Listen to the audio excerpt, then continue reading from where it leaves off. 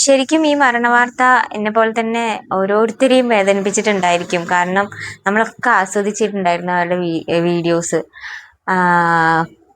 ചിലപ്പോൾ നമ്മൾ കേട്ടിട്ടുണ്ടല്ലോ, ചിലർക്ക് മരിക്കുവോളം പ്രണയം, ചിലർക്ക് മടുക്കുവോളം എന്ന്. ഇവർ മരിക്കുവോളം പ്രണയിച്ചവരായിരുന്നു അല്ലേ?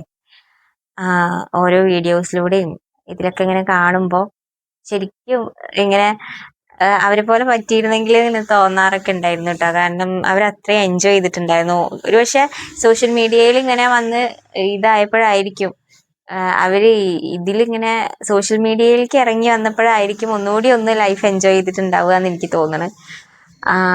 കാരണം നമ്മൾ വീഡിയോസ് ഫിലിമിലെ സോങ്സും ഡയലോഗ്സ് ഒക്കെ അഭിനയിക്കുകയായിരുന്നല്ലോ അവര്.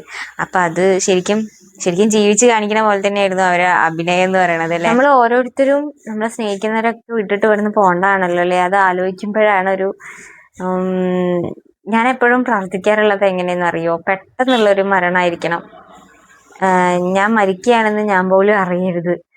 കാരണം നമുക്ക് നമ്മൾ സ്നേഹിക്കുന്നവരെയൊക്കെ വിട്ടു പോകുമ്പോൾ അത് എങ്ങനെയാ അത് ഫേസ് ചെയ്യാന്ന്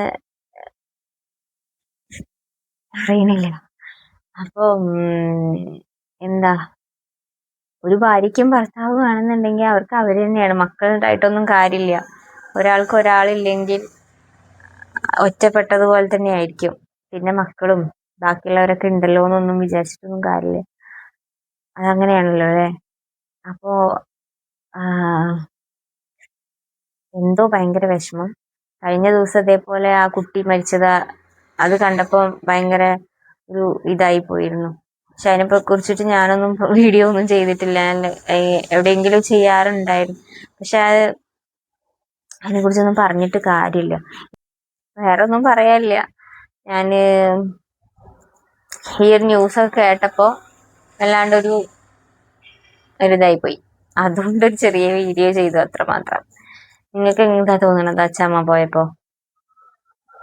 രത്നമ്മ എന്നാണ് പേര്.